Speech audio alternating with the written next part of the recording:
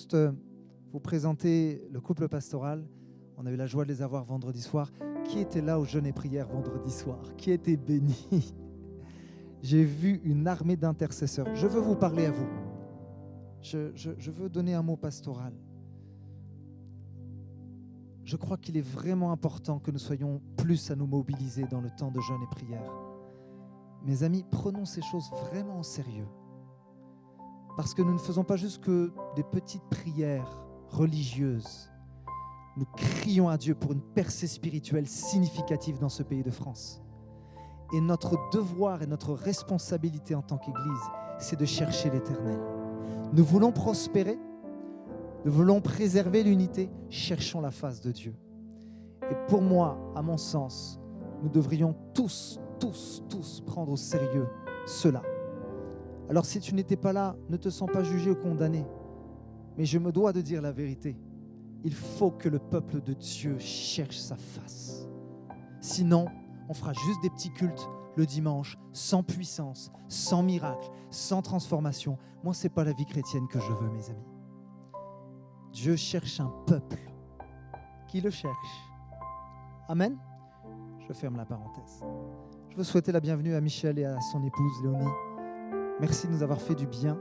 J'aime cette expression qui dit que le fer aiguise le fer, et moi j'aime dire le frère aiguise le frère.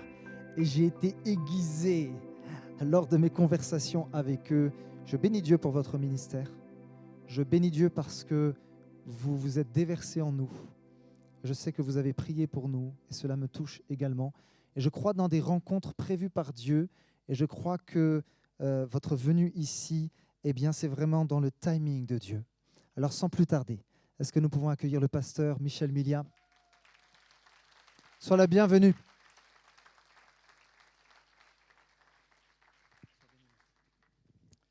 Gloire à Dieu.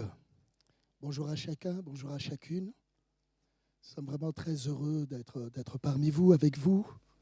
Et on tient à remercier le couple pastoral, pasteur Grégory, maman Siam, toute l'équipe. Et voyageant beaucoup en France et dans quelques pays, plus d'une dizaine de pays déjà visités dans le monde, les États-Unis, la Sardaigne, la Sicile, l'Espagne, l'Allemagne, tout ça, la Hollande.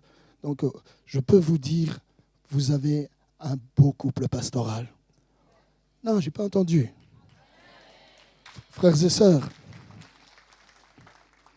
j'ai fait l'Afrique, j'ai vu les grands ministères. Du tronc découle la bénédiction. Non, dites Amen. Du tronc découle la bénédiction. Vous ne pourrez pas aller plus loin que eux, de ce qu'ils vont recevoir du Seigneur, parce qu'en recevant du Seigneur, ça va couler sur vous. Il a plu à Dieu, Éphésiens 4, 11, de donner des apôtres, des prophètes, des évangélistes, des pasteurs, docteurs, tout ça. La Bible dit pour le perfectionnement du ministère de l'Église. Qui se perfectionne? Vous ou le couple pastoral que Dieu a mis à la tête de l'Église? C'est le couple pastoral, dans la mesure où ils vont recevoir de Dieu, ils vont se déverser sur vous, du plus petit à l'aîné, et vous allez être bénis. On dit un grand Amen. Je vous assure, je voyage assez. Dieu est là ce matin. Dieu est là. Je vais libérer une parole maintenant pour des jeunes gens, et puis ensuite, on va ouvrir la parole. Vous avez bien sûr les salutations de l'église de Châteauroux. Depuis vendredi, ils prient pour nous afin que la bénédiction soit au rendez-vous et elle a déjà commencé. Mais vous savez, Dieu ne s'arrête pas à l'église. Pendant que tu vas encore aller dans ta voiture, tu vas être béni. Quand tu seras à la maison, tu vas être encore béni. Quand tu vas être dans ton lit ce soir, tu vas être béni. Parce que la Bible dit, il en donne autant à ses bien-aimés pendant qu'ils dorment. Oui, tu vas être béni. Tu vas être béni. Dans la mesure où tu crois que la Bible est une réalité et que les paroles peuvent se matérialiser, peuvent se transformer en vérité. No Christos ripampa yo shalom beketanorio. Rikantara baba itonoro katana wata baba bai. Wonderful. Kenema Sante Christos. Rikanta papa ito. Ribabai shokotonorio. Wonderful power. Work in the Bible. Wonderful. Work in the Bible. What? The Kenemana Father. Lokantalalalo, yokantalalalo, yokantalalalo. Jesus love you. Jesus love you. Jesus love you. Le Seigneur voudrait parler à plusieurs jeunes ce matin. Et il me disait, dis-leur, vous êtes comme Méphibosheth. Vous êtes perclus des deux pieds. Un pied dans le monde, un pied dans l'Église. Mais le Seigneur voudrait, à cause de son amour pour vous, vous encourager à faire le bon choix, à vous donner à 100%. Le Seigneur ne voudrait pas que vous soyez perclus. Il ne voudrait pas que vous boitiez, car il dit, le monde prendra possession de toi et tu m'abandonneras, dit le Seigneur. Alors, le Seigneur t'invite ce matin, à cause de son amour, à cause de l'œuvre de la croix, à véritablement plier les genoux. Le Seigneur me disait, dis-leur d'aller voir les leaders, d'aller voir les pasteurs, de confesser vos péchés. Et lorsque le serviteur, les leaders vont prier pour vous, le Seigneur m'a dit, dis-leur, je leur communiquerai une force nouvelle, une force de telle manière qu'ils pourront marcher sur l'adversité, qu'ils pourront résister devant l'épreuve et devant la tentation. Mais le Seigneur vous invite aujourd'hui, à aller voir vos leaders et vos pasteurs, à confesser vos péchés et à recevoir sa bénédiction, dit le Seigneur qui vous aime. Amen. Amen, amen, amen, amen. Gloire à Dieu. Voilà, mon époux, je suis marié, je suis Michel Mulia, pasteur, je vous l'ai dit, sur l'église de Châteauroux, 55 ans, 2 filles, une qui va bientôt prendre 18 ans et sa petite sœur qui a fait ses 15 ans et qui va sur sa 16e année. Mariée avec mon épouse, est-ce que tu peux te lever, ma chérie? Voilà, elle est hollandaise, elle a un petit accent. Je crois que je t'ai épousé pour ton petit accent. Et Dieu nous a fait la grâce, elle ne l'a pas perdu. Nous allons bientôt fêter 20 ans de mariage. On a bourlingué, on a voyagé. Il y a quelques semaines en arrière, je lui rappelais toutes les épreuves de la vie que nous avons passées ensemble et puis toutes les fois où le Seigneur nous a secourus. Pourquoi je vous dis ça? Vous pourriez me dire, mais pasteur, on veut t'entendre prêcher, parce que c'est le thème de mon message. La foi éprouvée au désert. La foi éprouvée au désert. Et d'ailleurs, un texte nous dit que Dieu nous met au désert par l'amour de lui-même pour éprouver les sentiments de notre cœur. Et dans les sentiments, bien sûr, il y a l'amour, bien sûr, il y a la fidélité, bien sûr, il y a l'intégrité. Mais il y a un élément fondamental qui fait la vie du croyant, qui fait la vie d'une église, qui fait la force d'un leader, qui fait la force d'un papy, d'une mamie. C'est sa foi. Il n'y en a plus que 10. Moi, je refuse de vivre avec la foi des autres. Je vais vous lire le texte, bien sûr. Je suis un homme de la parole, j'aime la parole. Dans 1 Pierre 1,6. C'est l'apôtre Pierre qui parle et il dira ceci. C'est là ce qui fait votre joie. Et puis ensuite, on pourrait dire, oh, c'est formidable, le Seigneur va nous bénir, il va nous encourager, on va avoir l'onction de la joie et ça va être formidable. On va aller au boulot, on va aller en vacances, on va aller partout et puis on va rire. Non! Quoique maintenant, puisqu'il faut que vous soyez attristés. Voilà ce que dit l'apôtre.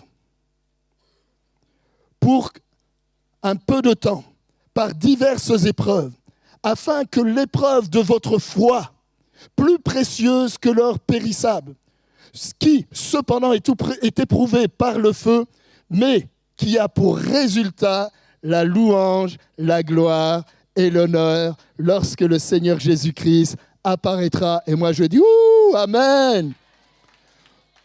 Bien aimé, ce que Pierre nous dit dans ces quelques versets, dans ces 2 versets, il nous encourage en nous rappelant la réalité, en mettant en opposition l'or, qui est une valeur sûre. Vous savez, aujourd'hui, dans les temps qu'on court, on demande à tous ceux qui ont de l'argent d'investir dans des Napoléons, d'investir dans des lingots, d'investir dans quelque chose, de l'or, dans du diamant, parce qu'ils disent s'il y a une crise économique et que l'argent, comme en 1929 plutôt, c'est dévalué et ne vaut plus rien, votre or ne bougera pas.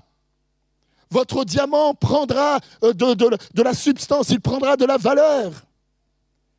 Mais Pierre n'est pas en train de dire à l'Église, il faut que nous soyons riches de toutes ces choses. Si Dieu vous permet de les avoir, gloire à Dieu.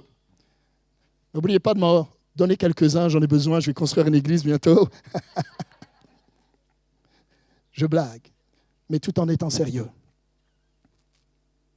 Mais Pierre met en opposition en disant, mon frère, ma sœur, papi, mamie, jeune fille, jeune homme, ce que je désire, ce que le Christ désire en toi, c'est éprouver ta foi pour que lorsque l'épreuve va venir, lorsque la difficulté va venir, lorsque quelque part le malheur va venir frapper à ta porte avec un manteau, tu puisses résister et que tu puisses marcher sur l'adversité afin que ta foi t'emmène chaque dimanche, pas quand le Seigneur remplit ta maison de bienfaits, mais lorsqu'il n'y a rien, lorsque tu es dans la disette, lorsque tu es en quelque part, comprenez bien cette allégorie, lorsque la misère vient frapper, tu puisses quand même dire gloire à Dieu.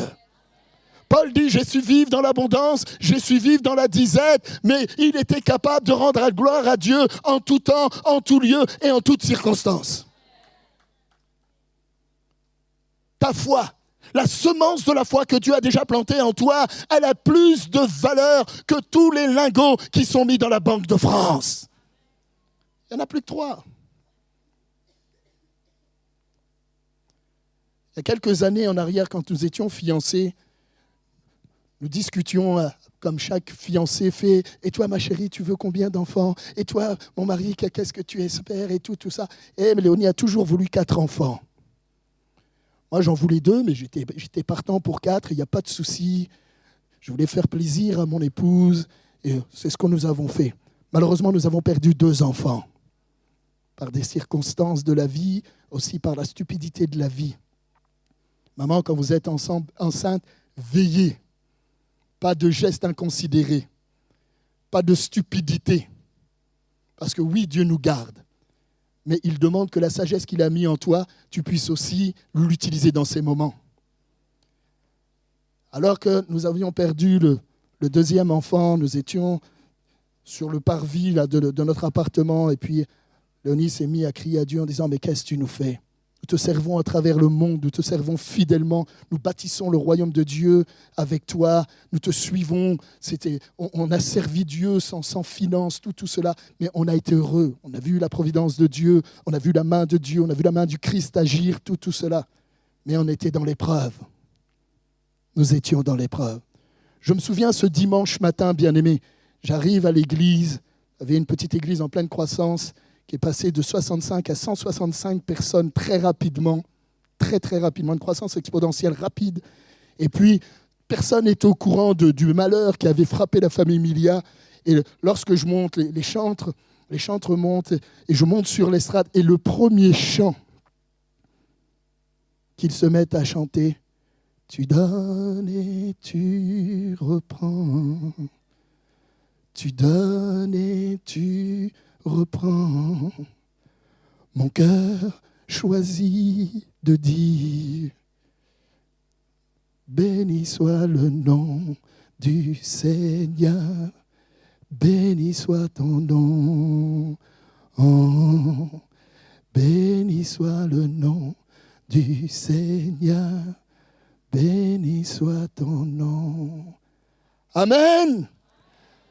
Alors à ce moment-là, la puissance de Dieu s'est descendue sur moi. Je me suis littéralement, intérieurement, parce qu'il fallait avoir cette prestance, il fallait avoir cette pudeur devant l'église. Je me suis mis à pleurer, ma chemise complètement mouillée.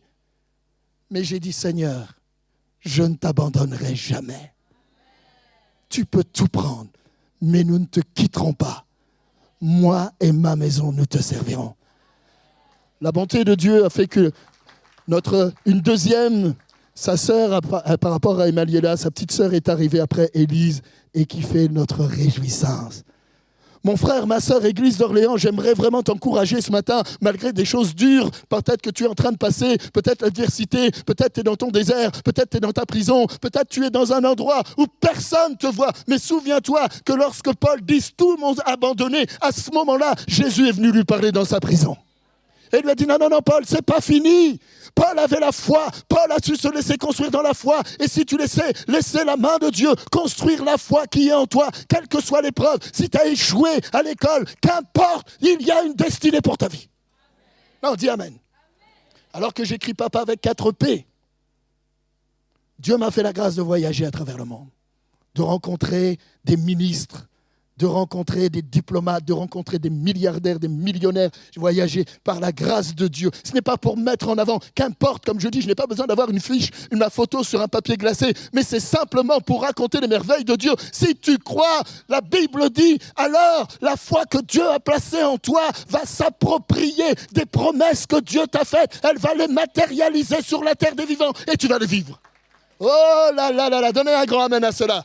Donne un grand amen pour ta fille qui va servir Dieu. Donne un grand amen pour ton fils qui va servir Dieu. Donne un grand amen. Amen, amen, amen, amen, amen, amen. Alléluia. Oui, il faut que par diverses épreuves. Je vous fais un cœur à cœur. Pasteur Grèce, je suis désolé, je vais un peu brader, mais je vais faire un cœur à cœur ce matin avec vous. Tout est structuré, j'aurais pu, mais je voudrais que ce soit un partage entre vous et moi. Notre Seigneur Jésus, dans Matthieu au chapitre 4, versets 1 à 5, lui-même aussi, le Saint-Esprit, dit la Bible, l'a emmené au désert. On a appelé ça la tentation. On pourrait se dire, mais c'est bizarre. Il est le Fils de Dieu. Il est l'alpha, l'oméga. Il faisait la joie de son Père, la réjouissance de son Père. Et ce n'est pas son Père qui l'a envoyé, c'est Jésus qui dira de lui-même, je suis venu, ô Dieu, pour faire ta volonté, parce qu'il est écrit dans le rouleau, en parlant de moi, que c'est moi qui devais être le sauveur de l'humanité. Et il est testé lui-même. Il viendra 40 jours. 40, le chiffre 40 est les jours et le chiffre de l'épreuve pour l'enfant de Dieu. Chaque enfant de Dieu, à un moment donné de sa vie, passera par des complications. Mais mon frère, ma sœur, quand les complications viendront, qu'est-ce que tu feras? Oh, ce Jésus, il n'a rien fait pour moi. Oh, monsieur le pasteur, vous savez, Jésus, il n'a pas intervenu dans ma situation. Je vais vous faire une confidence. Quand Jésus alignait costume sur costume dans ma penderie, c'était facile d'aller à l'église. Wouh! On a prié, on se rappelait ça, et puis le frère n'était pas au courant, il vient, il nous donne une enveloppe, 4 000 € pour acheter une voiture. Wouh! Toutes les bénédictions, nous les prenons avec joie. Parce que nous croyons en quelque part que Dieu se doit. Mon frère, ma sœur, oui, il aime nous bénir. Oui, il va pourvoir à tes besoins. Oui, il va combler ta vie. Mais c'est parce que c'est pas la finalité du christianisme. La finalité du christianisme, c'est croire au Seigneur Jésus et tu seras sauvé. C'est la foi. C'est la foi. Éphésiens dit. Ce n'est pas par les œuvres que nous sommes sauvés, mais c'est par le moyen de la foi. Et cela ne vient pas de toi. C'est un don que Dieu a déposé en toi pour que tu aies l'assurance du salut et de la vie éternelle. Et à partir du moment où tu reçois cette foi et que tu te laisses construire, alors tu marches. Pierre dit, tu marches. C'est pas grave. Les épreuves ici, dans le grec, je vous dis quand même quelques mots, parce que ça fait bien. J'ai appris, on m'a dit, oh, tu mets un peu de grec, un peu d'araménien, ça fait bien. J'en pense que tu as une culture et tout ça. Alors que la seule culture que j'ai, c'est ma femme qui corrige les fautes. Le mot épreuve, afin que vous soyez éprouvés par diverses épreuves, donc en grec, c'est paraiemos, qui veut dire épreuve, par diverses calomnies, katalaleo, par des choses qu'on vous dit mal sur vous, kakos, par diverses injures, l'œil d'Orias, par la médisance, et péréazo, par des mauvais traitements, par des insultes et par des reproches qui se dit en grec, dans le grec, et vous trouvez tout ça dans le livre de l'épître à Pierre, dans cette première épître, onédizo. Et Pierre encourage les chrétiens de l'Église en disant, il faut, ça va arriver. À ton travail, tu fais ton boulot sérieusement, les gens, ton patron est fier de toi, il est content. Mais les autres, tu peux dire à ton voisin, à ta voisine, mais les autres, eux, ils ne sont pas contents. Ils commencent à te calomnier, ils commencent à t'injurier, ils commencent à faire des stratégies diaboliques. Parce qu'ils entendent dans le fond de couloir, tiens, je pense à un tel pour la bénédiction, je pense à un tel pour l'élévation. Mais dans le milieu séculier, bien souvent, j'ai travaillé, on est dans la compétition. On ne le dit pas, comment ça va, tout va bien. Ben, tiens, on a entendu, il va peut-être avoir une promotion. Pouf! Là, ceux qui étaient proches de vous, s'ils entendent déjà votre nom dans les petits papiers, oh là là, ouh! Vous aviez l'habitude de boire un verre avec eux, ils vous snobent. Comment ça? Mais Pierre encourage. Comme ce matin, je suis venu t'encourager. Qu'importe la compétition, qu'importe les insultes, qu'importe les injures. Si tu bâtis ta foi, la foi te permettra de sortir de ta barque, d'aller de l'autre côté, de marcher dans l'adversité, de marcher dans le feu, de te permettre de te laisser injurier, de te laisser calomnier, de te laisser critiquer, de te laisser toutes sortes de choses. Et toi, tu passeras parce que la main du Christ est sur ta vie. Frères et sœurs, j'ai travaillé. J'étais dans une entreprise dans mon premier stage en Alsace. Quand je suis arrivé là-bas, le pasteur m'a dit aussi, au bout de 6 mois, tu n'as pas de boulot, on considère que tu n'es pas appelé de Dieu. J'ai dit, pas de problème. On a prié, 2 semaines après, j'ai eu du boulot. Les 3 ans que j'ai fait, j'ai toujours eu du travail. On m'a même proposé d'aller en Suisse, de tripler mon salaire. Je me suis fait un ami qui était raciste à la base.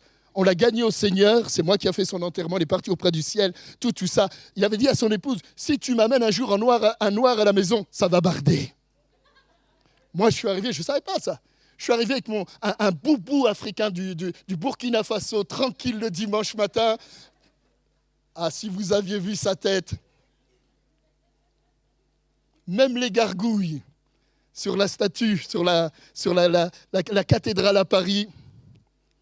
Et puis Dieu a permis que nous sommes devenus les meilleurs amis du monde. Il était le numéro 2 dans sa boîte. Et à la fin, il me disait, Michel, si tu ne veux plus servir, si tu ne veux plus être pasteur, je te crée un poste dans mon entreprise. Il me dit, tu ne feras pas grand-chose. J'ai créé un poste pour toi dans mon entreprise, tu ne feras pas grand-chose. Vous savez que les salaires suisses, schling, schling, schling. Bien sûr, je suis resté pasteur parce que lorsque vous avez l'appel, lorsque vous avez la conviction que Dieu vous appelle à quelque chose, vaut mieux rester au centre de sa volonté. Je travaillais dans une boîte pour Vivendi et quand je suis arrivé, ils m'ont calomnié. Ouais, un pasteur, c'est un voleur, c'est un manipulateur. Ah, puis il y avait le magasinier, le chef magasinier. Il se mettait charrette tous les jours. Mais voilà comment il parlait de moi. Oh, monsieur le pasteur, ah, c'est comme à l'église catholique. Hein. Vous prenez le bon vin et vous leur donnez la picrate. Hein. 3 ans. Mes frères et sœurs, 3 ans. Je suis venu avec le sourire. 3 ans, je les ai bénis. Et à la fin, donc, dans la 2e année, bon, ils m'ont ouvert les portes, ils m'ont béni, tout ça. Le grand patron me permettait d'avoir des paniers, des primes, tout ça. Il n'y a pas de souci. Et à la fin, quand j'ai dû partir pour changer mon stage, le grand patron lui-même est venu et vous savez ce qu'il m'a dit ? Il m'a dit, monsieur le pasteur, on vous a éprouvé dans tous les sens. Et on a vu qu'il n'y a eu aucune ombre de variation en vous. Il m'a fait une lettre pour travailler dans toute la France, dans la société Vivendi, avec recommandation d'un homme fidèle, qualitatif et qu'on peut avoir confiance en lui. Il m'a dit, je ne peux pas vous donner une enveloppe. Vous ne faites pas partie de l'entreprise, tout ça, sinon on aurait fait quelque chose, on ne peut pas le faire. Mais je vous donne ce papier où dans toute la France, il suffit simplement que vous le montriez dans l'entreprise et on vous embauche. Et on dit Amen. Ta foi dans l'épreuve te permettra de la passer et de t'élever. Hein, Joseph. Qui veut la vie de Joseph ? La citerne, Pharaon, Madame Potiphar, la prison, le déni, la haine, les moqueries. Mais il a pu, dans ces épreuves, frères et sœurs, je vous le dis, de la part du Seigneur. Je suis venu avec un message de Dieu, un message du ciel. Non, ta foi ne sera pas ébranlée si tu permets au Saint-Esprit de bâtir avec toi, jeune homme, jeune fille. Alors l'adversité, alors quand le diable viendra en costume blanc sur sa mobilette pour te séduire, tu le démasqueras et au nom de Jésus, tu le feras partir.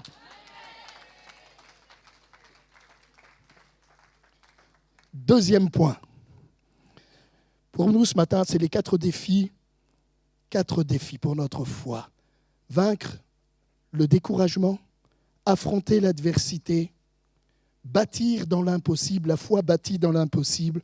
Un jour, j'ai acheté une église, j'avais 20 centimes d'euros sur la table. Fallait être fou. Tout le monde m'a dit, j'ai vécu le pire moment de ma vie, une grande division, et c'est dans ce moment-là, dans la division, que j'ai acheté une église. Mais Dieu m'a soutenu. Dieu était là, m'a jamais abandonné. Jamais. On peut le répéter, never, never. Jamais il t'abandonnera. Dans la mesure où tu laisses ta faible main et qu'il va bâtir en toi. Et l'épreuve ne sera pas là pour t'écraser. L'épreuve n'est pas là pour te tuer. Mais l'épreuve est là pour bâtir, plus précieuse que l'or périssable. Ça veut dire que l'or va passer, l'or périt. Mais la foi, elle demeure. Non seulement sur la terre des vivants, mais ensuite nous partirons dans la foi rejoindre celui que nous avons confessé et dans lequel nous avons cru. Amen. Et le quatrième point, combattre l'opposition au quotidien. Même si je ne finis pas, bien aimé, ce n'est pas grave. J'aimerais au moins prier avec vous. Si quelqu'un est découragé ce matin, j'aimerais avec les leaders de cette église qu'on puisse prier et puis vous bénir. Vaincre le découragement. Le psalmisme disait ça. Mon œil se plaît, dans le psaume 92, 12, mon œil se plaît à contempler mes ennemis et mon oreille à entendre les pas ou alors les méchants adversaires. Les pas des méchants, et puis on pourrait aussi ajouter les méchants adversaires. On pourrait mettre ce texte en parallèle avec David qui dit « Lorsque je marche dans la vallée de l'ombre de la mort, je ne crains. » Mais pourquoi ? Quand David écrit ce psaume, c'est un paradoxe. Quand il écrit ce psaume, il est dans la pire pénombre. Il aurait pu avoir tous les découragements de la vie. Il aurait pu dire, en quelque part, excusez-moi l'expression de la jeunesse, j'en ai marre.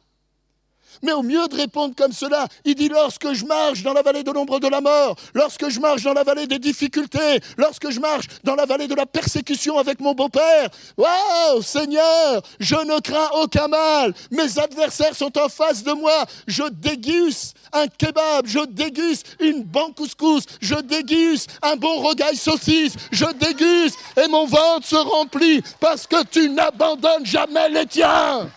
Alléluia. Et on continue. Est-ce que ça fait de nous qu'on ne pleure pas ? Si, nous pleurons. Est-ce que ça fait que de nous qu'on ne reçoit pas la carte du découragement ? Oui, nous la recevons. Mais ce n'est pas parce que vous recevez un mauvais courrier que vous êtes obligé toujours de le mettre devant vos yeux.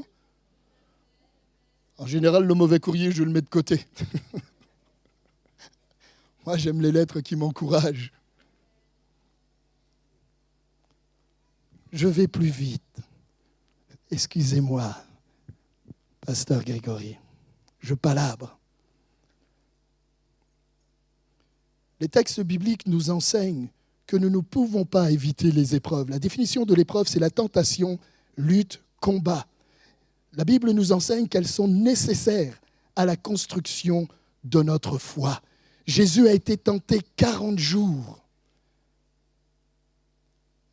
Mais ce que j'aime dans la vie de Jésus, c'est qu'il nous dit « Qui me convaincra de pécher ?» Parce que sa relation, il a bâti même dans l'adversité, mais sa relation avec le Père lui a permis de croire dans la fidélité de Dieu qui n'allait jamais l'abandonner. Bien-aimé, ce matin, j'aimerais que tu sortes de ce lieu, Église d'Orléans, j'aimerais que vous sortiez de ce lieu avec, excusez-moi, le don de la foi de croire que Jésus ne t'abandonnera jamais, là maintenant et dans ton futur.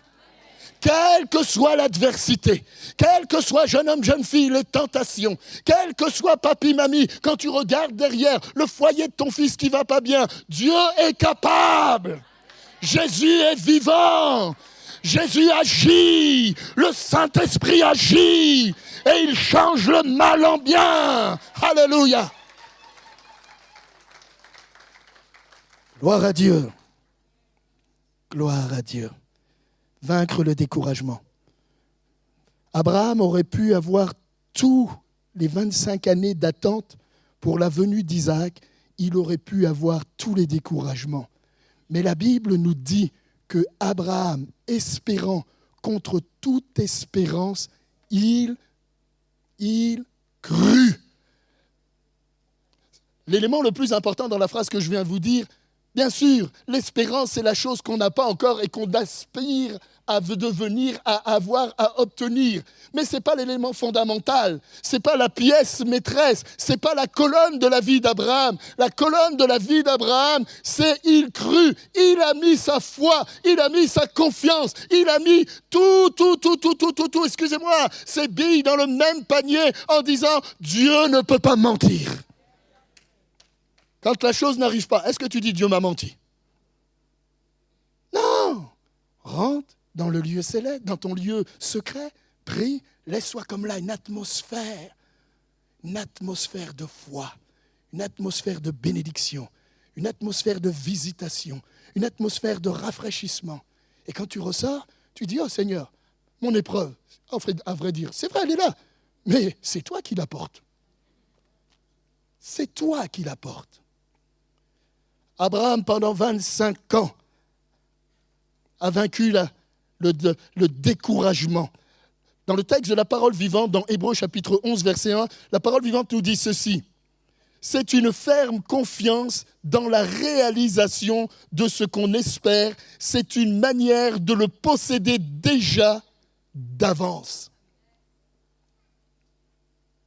Ah, là, vous auriez dû dire Amen. Nous sommes dans une construction d'église et moi, je la possède déjà. Je suis comme un enfant. Ma femme, elle peut vous le dire, je danse à la maison. Nanana, nanana, nanana, nanana. Pourquoi ?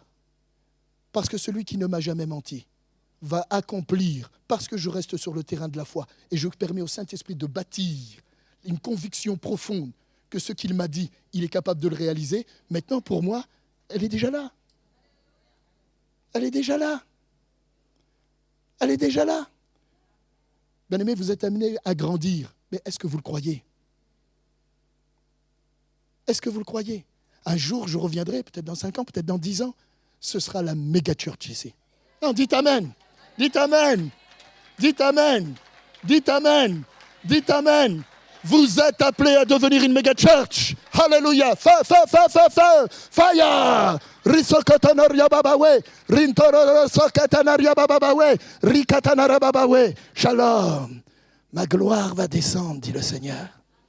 Ma gloire va descendre. Oh. Et un jour, je me réjouirai avec vous de voir l'extension du royaume de manière spectaculaire ici. Michel Arrête reprend. La Bible dit, à 4 reprises, le juste vivra par la foi, de la foi, dans la foi. Et Romains chapitre 1, verset 17, Hébreux chapitre 10, verset 38, Habakkuk chapitre 2 et Galates chapitre 3, à partir du verset 11 à 12. La foi discerne. La foi, c'est pour ça que c'est important que tu construises la foi et que tu laisses le Seigneur construire ta foi dans l'adversité. La foi, elle combat. Si vous vous souvenez, Daniel, lorsqu'ils ont été éprouvés, ils ont tenu en demandant le jeûne et prière de ne pas se souiller comme faisaient les jeunes gens en vivant dans toutes sortes de vies, de patachons, que vivaient à ce moment-là. Ils ont préféré garder leur intégrité. Ils ont combattu l'adversité. C'était facile. Ils auraient pu dire, mais on a été pris en captivité, ils ont tué nos parents, ils ont massacré ceux que nous aimions, vivons comme eux. Non, non, non, non, non. Mais ils ont vaincu le découragement en disant, non, Seigneur, nous allons rester à la hauteur de ce que tu as fait de nous, des princes, des gens glorieux, et même dans un pays qui, en quelque part, nous sommes hostiles, avec des mœurs hostiles, nous allons vivre selon le principe des enfants de Dieu. Et après avoir été éprouvés, la Bible dit que leur visage était meilleur que ceux qui s'étaient et qu'avaient. Ta foi, plus précieuse que l'or périssable, résistera à toutes les épreuves de la vie. Le juste vivra par la foi.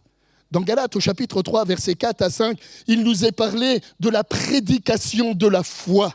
Pendant que je suis en train de prêcher, le Saint-Esprit est là, et peut-être tu es malade, peut-être tu as des problématiques au niveau corporel, au niveau émotionnel, au niveau physique, au niveau même sentimental, émotionnel. Pendant, la Bible dit, c'est Paul qui enseigne aux Galates, que la prédication de la foi emmène le surnaturel, emmène le miraculeux. Tu n'as pas besoin de focaliser sur moi, tu dois focaliser, pendant que je suis en train de parler, sur celui qui est l'élément de la bénédiction, Jésus-Christ de Nazareth, assis à la droite, qui agit, qui a envoyé son Saint-Esprit. Et pendant que le prédicateur prêche, tu peux mettre ta main ou ta main et dire, Seigneur, j'apprends. Maintenant, Seigneur, je prends la bénédiction que tu veux me donner. J'ai des douleurs au ventre. Seigneur, que ces douleurs arrêtent. J'ai des maux, j'ai des migraines, alors que ces migraines s'envoient. J'ai des angoisses, comme disait le pasteur Grégory. Je parle à mes angoisses.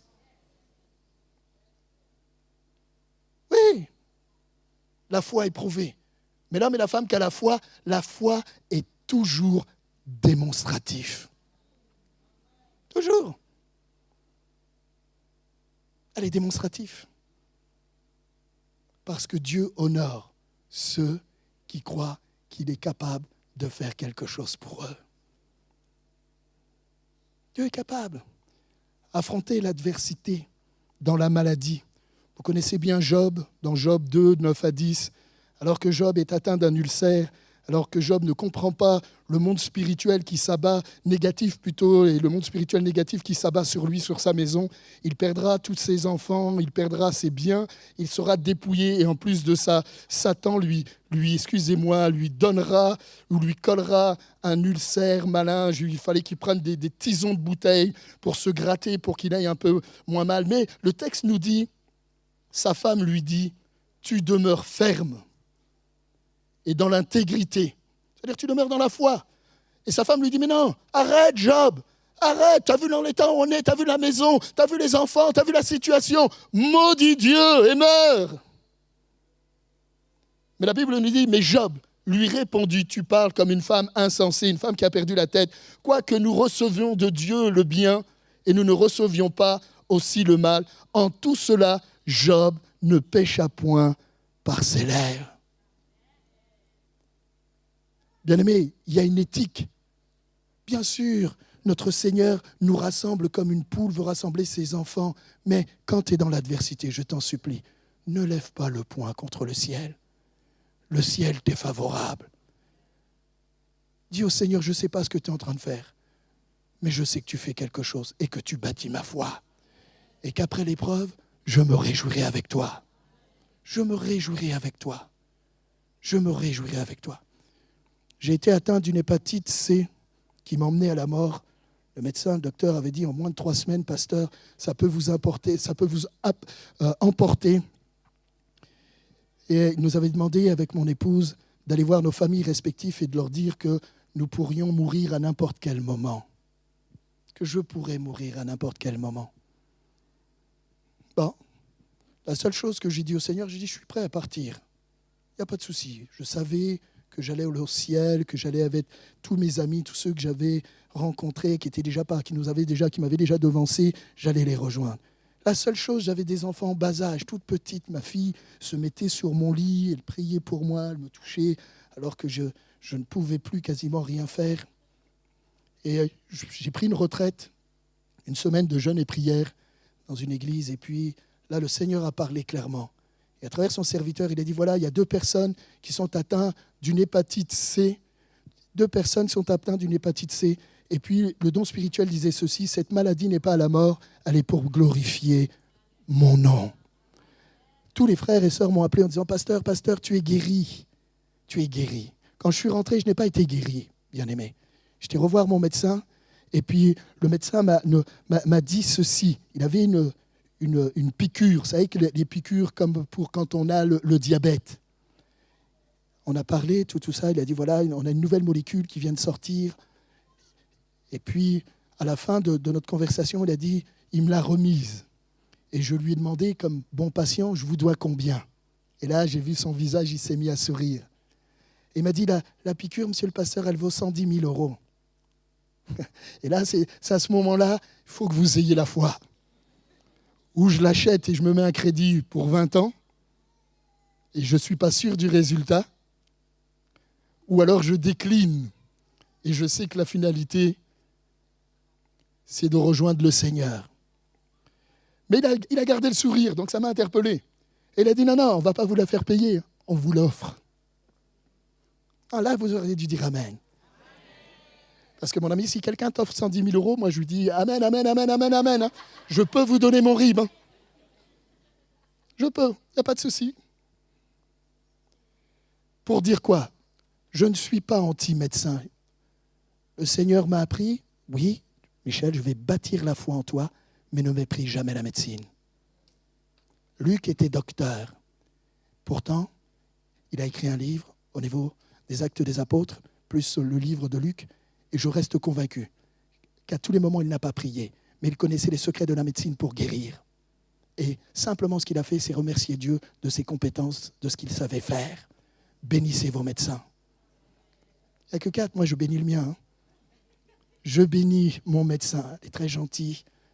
parce que ça ne s'oppose pas avec le surnaturel power. J'ai vu les aveugles voir. J'ai vu les sourds entendre, j'ai vu les paralytiques, j'ai vu les cancéreux. On a eu à l'église, là, dernièrement, une tumeur être séchée. Une sœur, depuis 13 ans, qui ne pouvait plus bouger son bras. Elle racontera elle-même, elle pourrait vous le raconter, mais elle disait, pendant 13 ans, je n'ai pas pu mettre mon soutien-gorge, maintenant je le mets. On a vu le surnaturel power. Elle a été dans tous les kinés du ciel et de la terre, rien n'a bougé. Mais quand le Seigneur a touché, ça a été terminé. Mais on ne peut pas mépriser la médecine.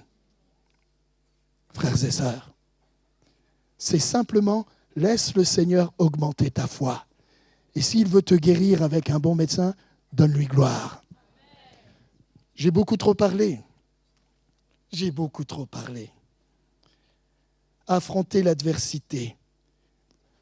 Je vous laisse pour vous le 42e chapitre de Job, où la Bible dit que Job fut rétabli dans tout ce qu'il avait perdu. Un homme de foi. Mon œil où mes oreilles avaient entendu parler de toi. Mais ce matin, Seigneur, fais que notre œil te voie. Et comme dit le psaume 121, je lève mes yeux vers les montagnes. D'où me viendra mon secours dans l'épreuve? Le secours me vient de l'Éternel qui a fait le ciel et la terre. Et le psaume 123 dit, comme une servante, je laisse mes yeux sur les mains de ma maîtresse. Mais moi, je laisse mes yeux sur les mains de celui qui s'est laissé crucifier pour moi. Parce que dans ses mains, il y a la guérison. La guérison de tous nos maux. La guérison de nos émotions. La guérison de la médiocrité. La guérison. La guérison. La Bible dit, dans le rayonnement de sa gloire, nous obtenons la guérison. Amen. Oh, bien-aimé, vous voulez me faire plaisir? Je vais arrêter, pasteur. Dis à ton voisin, tu peux être guéri. Quels que soient les maux, tes émotions, tes craintes, tes peurs, ce matin, il est là. Il est là. Rikotonorio sokotono. Rindo sokotonorio. Rikatanaria bababawe. Shalom. Le fameux avocat américain en 1871, les récits nous disent que la scarlatine à cette époque a frappé toute l'Amérique. Il a tout perdu. Fille. Cet avocat s'appelait Horatio Spafford. Il a perdu tous ses biens dans l'incendie de Chicago. 2 ans plus tard, sa femme, ses filles, ses enfants étaient dans un bateau, dans un paquebot qui s'appelait Ville du Havre. Ce paquebot a sombré. Mais le célèbre avocat nous a laissé un hymne que les aînés chantent, les jeunes ne chantent plus ça. Mais lorsque je suis arrivé à l'église m'a enseigné, m'a appris à chanter « Quel repos céleste, Jésus d'être à toi.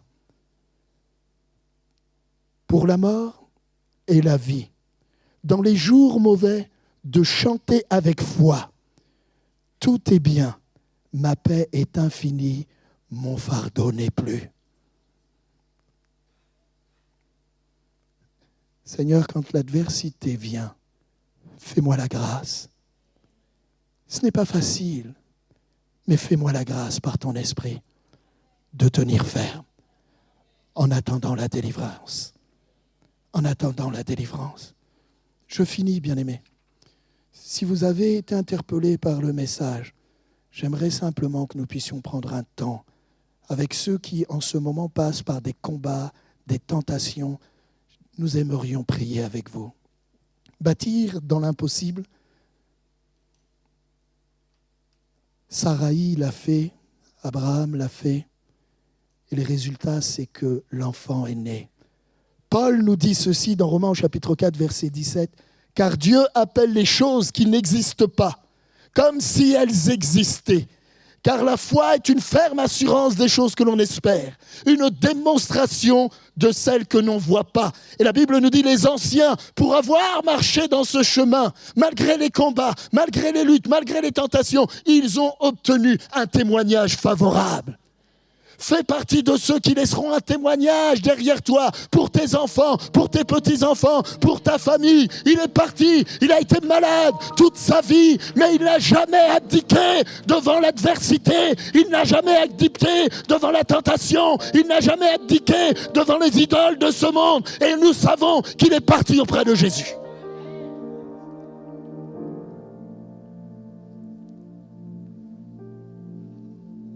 Bâti dans l'adversité, bâti dans l'impossible, car tout est possible à celui qui croit. La conclusion, je ne ferai pas le dernier point. Là. Commencez, bien-aimés, oui. La conclusion, elle se trouve dans Luc au chapitre 22, verset 31. Un homme qui va devenir un homme de foi, un homme où le surnaturel va sortir de lui et des centaines, des milliers de malades seront guéris. C'est l'apôtre Pierre. Et Jésus dira, Pierre, Pierre, Satan t'a réclamé pour te cribler comme du froment. Mais Jésus n'a pas dit, je vais prier pour toi, pour que tu sois dans une belle maison, fortifiée, avec porte en titane, 4 caméras de sécurité. Mais Jésus dira ceci pour lui. Mais j'ai prié pour toi, afin que ta foi ne défaille point. Mon frère, ma soeur, je ne sais pas le chemin. Église, je ne sais pas le chemin par lequel vous êtes en train de passer. Si c'est un chemin de bénédiction, de pleine bénédiction, gloire à Dieu. Mais mon frère, ma soeur, jeune homme, jeune fille, si tu passes par des luttes et des combats, lève-toi maintenant. Viens devant, n'attends pas, non, on n'aura pas beaucoup de temps, mais je veux vraiment exercer. J'exerce ce ministère dans toute la France, dans la francophonie, dans le monde. Je veux prier pour toi. Pardonne-moi. Pardonnez-moi. Mais je veux prier pour toi. Rapidement, on va simplement imposer les mains. Rapidement. Croyez simplement.